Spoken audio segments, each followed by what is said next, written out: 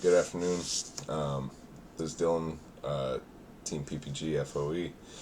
I'm bringing you a deck profile with this golden Frieza, the life flip one from the last set. The reason why I'm giving you this deck profile is I think this is one of the most slept on strategies in the game right now. And I think the reason is mainly one, because there's so much text. And the other thing is because people didn't thoroughly test it. So I'll explain to you why it's good and why it has some drawbacks. So one of the things that immediately looks bad is the leader's 5k. He starts with this extra card in play. So the thing is, with your life, you don't take damage. When you take damage, you flip a life face up. Okay? And then when all your life is face up, you lose the game. You can awaken at 5 life. You start the game with this in play. So once per turn, you can discard one of your Frieza's armies to draw 2 cards, and then put a card from your hand into your life face up. Okay, so this starts your engine. The best part about this card, that the first time I played this deck, I wasn't even using the effect because I kept forgetting it, is once per turn on either player's turn, when one of your life would be flipped face up, you rest one of your opponent's cards. Now the cool thing is it's any card. So it's energy, battle card, leader, unison. So there's so many times my opponent will like swing with a card turn 1, I'll go, okay, tap your leader, or tap your energy. And I literally tell them what this card does before the thing, I read the whole text to them, and they forget. So the best card of the effect, best part of the card is the effect to rest a card once per turn. So it makes it really hard to deal damage to you, even though you're 5k. There's sometimes I win the game and I have over 8 life because I use rejuvenate and things to put life back. So when you flip, you can take the top. When you have 3 or more life face up, you can send this to the drop, flip and awaken, and take the top card of your deck and put it in your life face up. So typically you don't want to flip early with this because on the back side you lose this and you draw on the back side, but eventually you run out because you have to discard face up life. So activate battle, you can send one of your face up life to the drop to draw a card, get plus 5k and double strike for the turn. So the big thing with this is it's on both players' turn. So if you awaken at the right time, with the right amount of life face up and everything, and you sequence it properly, you can get 2 draws per turn. And then it's also a 20k double strike on the lead. And the thing too is it's activate battle, so if they negate the lead swing, you save your face up life. Okay? So there's the leader. Now we're running a 60 card list, and the reason for the 60 card list is the first tournament I played, the game that I lost, I actually decked out. I was at like 7 life, and I was playing against my teammate Juan, and I decked out just because I drew too many stuff, and I lifed all my finishers. So one of the things I've done with the deck is I've upped the number of finishers in the deck and switched the SCR that we're playing. So first card is the free unison. He's 15k. His effect's not great. He has rejuvenate for 4. Once per turn, you can put a yellow card under him and draw a card, and then put a card from your hand in your life face up. The best part about him is the auto. His auto is when he's discarded from your life face up, you play him with 1 marker on him. So he's essentially free. So he doesn't have an amazing effect, which is why a lot of people just kind of like look over him. But the fact that he's just 0 energy is good in its own right. Okay. Next card, one of pretty much a SCR, Cold Bloodlust. So many times I play against people, and then they just say, "What the heck? You can play Cold Bloodlust?" They forget. So they try to drop like an 8-drop Overwhelm Fu or something on me. I Cold Bloodlust it. They forget that I can play the card, and it's super good. This card is one of the cards in the deck that makes it run really well. So when this is in your life face up, if it's discarded, you can pay 1 energy and play it. So it's a 1-drop. It's 19k double strike, and the effect is auto. Once per turn, you can discard a face-up life to rest one of your opponent's battle cards being played and draw a card. So it's essentially a crusher ball effect once per turn for discarding a life face-up, but you draw off it as well. So there's going to be a lot of times where we'll have face-up life that we can use for extra draw power. And resting the cards is really good. So you'll notice we rest a lot of stuff in this deck. We also play 4 Raiders Warcry. Another reason for this is it's just passive draw. We draw off the extra card, but we want to get as much draw in as we can. So you'll see we have a lot of things to rest our opponent's field. So this, you combo it into play for 2 energy, rest one of your opponent's battle cards, and draw a card. And then it's 20k double strike, so it gives you some pressure. You'll realize with this deck, you kind of just control, and then all of a sudden you go super aggressive on your opponent and get the win. So these, when they're face up in your life, you can negate an opponent's attack. So their counter attack, play this card, negate the attack for 1 energy. But the thing is, you can activate it face up from your life. So the thing is, you can draw, put this in your life, and then negate. So it gives you a plus, because if I draw 2, place a card in my hand face up from my life, and then use this, it's almost like the card was still in my hand, right?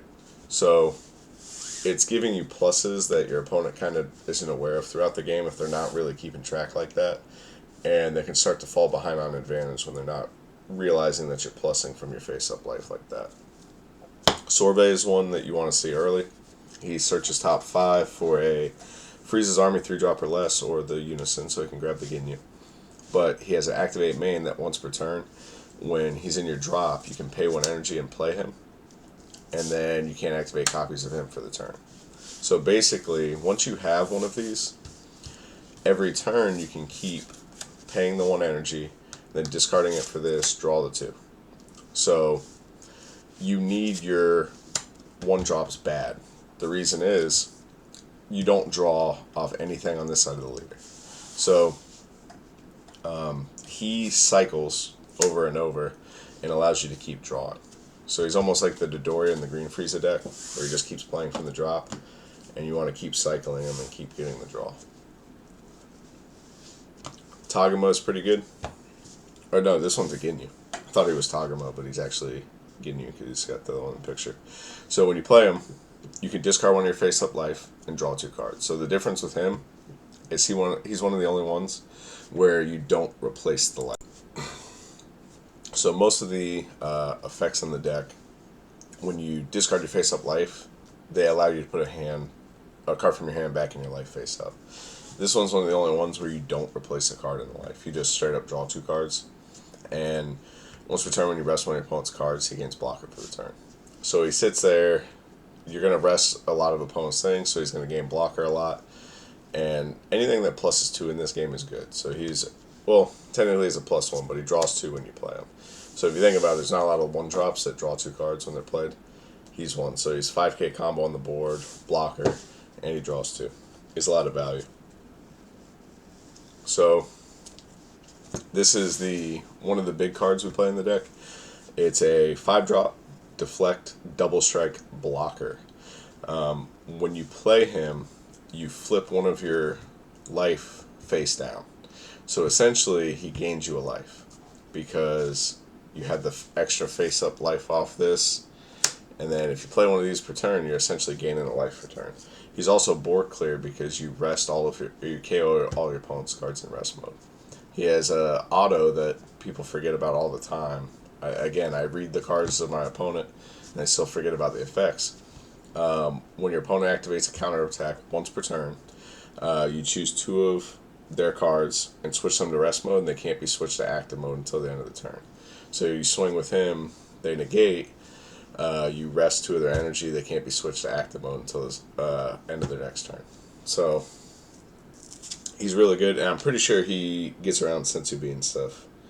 Yeah, so he doesn't just stop it at the start of their turn. They also can't do things like Sensubi and Dimension Magic to untap the energy.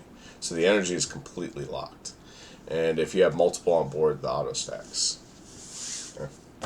And he just sits there as a 25 double strike swinger every turn. 2 Swift Retaliation Cooler in the main. The reason for this is a lot of powerful counters in the meta. Violent Rays, Topo, Dormant Potential. There's so many good counters. Power Burst. Cooler gives you a ton of value. I play it in any yellow deck that I play. This is a bubble card that you can maybe cut down, but it's just good to have value from face-up cards in your life. Like when you're discarding life, you want to get a trigger off it. You don't want to just discard a life and get no effect. So this is probably the weakest one that triggers from the life, but it's still decent. When you discard it from the life, it has blocker 5k. You can choose one of your opponent's battle cards in rest mode at 4 cost or less and KO it. So he gives you a little bit of board clear. He gives you an extra blocker. So he just gives you value from the life. This is one card that we want to see early in the game, is Poutine. When you rest one of your opponent's cards, you play it for free, and then once per turn, auto, if they play a battle card using a skill or activate a counter, you can rest one of their battle cards. So the thing is, when one of your lives flip face up, you rest one of their cards. So Poutine is almost guaranteed to trigger. And I had one game where I played all 4 Poutines. I was playing against a red deck. They kept killing the Poutine, and I literally just kept replaying it. And it was a good laugh because we kept going into it. So you're going to see late turns. So we're going to play the Mechikabor Unison. You play the Ginyu one early, and then the thing is, you really don't care if they kill the Ginyu. So they swing into the Ginyu, they're going to waste attacks, and you're just going to play Mechikabor. It gives you the passive draw. It +1, you draw a card, you tap down, lock one of your opponent's battle cards down so it can't restand. It has blocker. When it blocks it can rest one of your opponent's cards.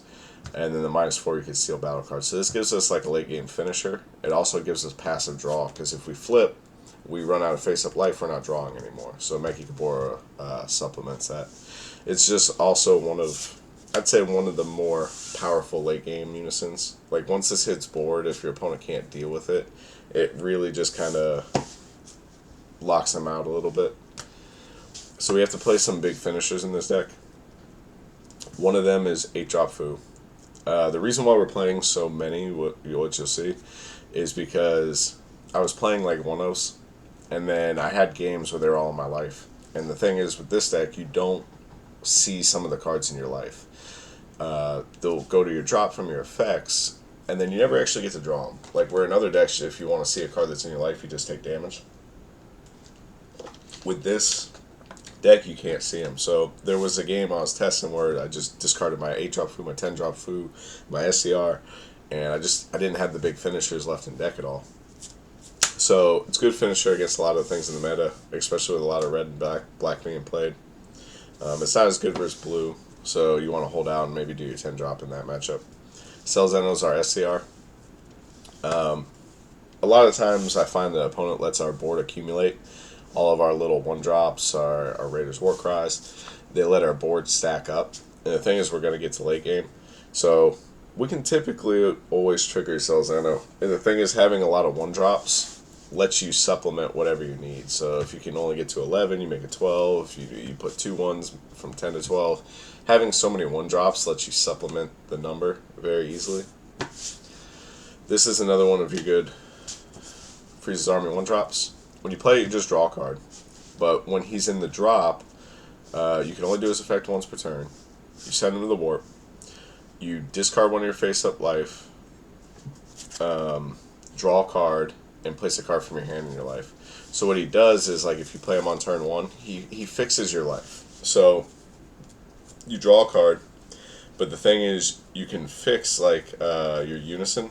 So when you put the card from your hand in your life, you put one of these, okay, and then the next turn when you discard it, you play this for free, or you play this for 1 energy.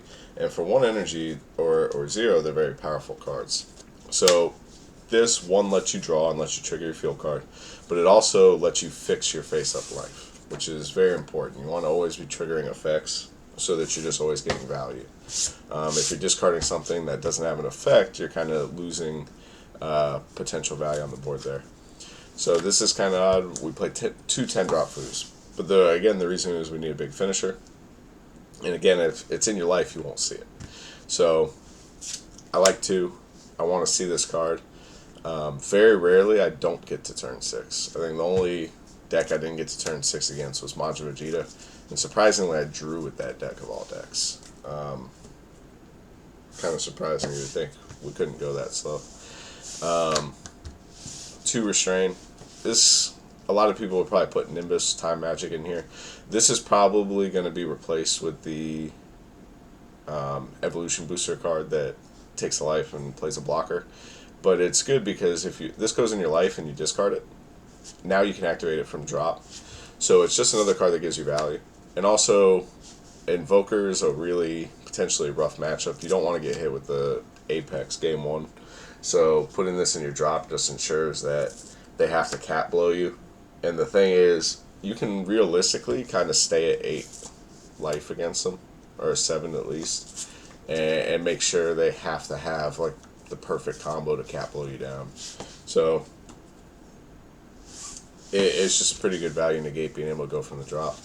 We play 3 of the counterplay SS4 Vegeta. This, if you have 2 markers on a unison, it's free. If not, it's 3 energy. The battle card being played is played in rest mode. Most of the time, we hit our Ginyu, we get our Mickey Kabora online, and then this card is a free counter. It's not as good as some of the other counters in the game, but it's still free value. So the super combo of choice is Whis. This card actually wins me a lot of games because people don't expect it. They go in with a battle card, and this one, it gives you 10k, and you can minus 10k on a battle card. So this gives you a little bit of board clear. And it also, if your opponent goes all in on a battle card, if you have like 2 or 3 of these, it's essentially like 60k combo with 3 on a battle card swing. So a lot of times they see your hand size, they think they can kill you with 1, and you stuff it with Whis. The other reason is because a lot of the games, I never awaken. So a lot of the games I play, I stay at like 7 life and win the game. So if you play like the 4 life super combos and the draw ones, there were some games I was realizing I won the game at 7 life and my super combo would never work. So that's why I played these. I like Zamasu was a consideration, but the thing is we already rest enough battle cards in my opinion, and I felt like the board clear was more important.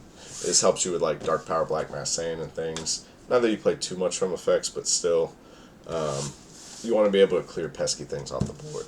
So I'll give you the sideboard as well. 1 more Swift Retaliation Cooler. Just in case you play blue, the games go long, you want to counter the counters. Max Power Kamehameha gives you a little bit more board clear and an extra negate. Vegeta Unison, this is mainly for Dark Brawly. It actually helped me versus Macha Vegeta.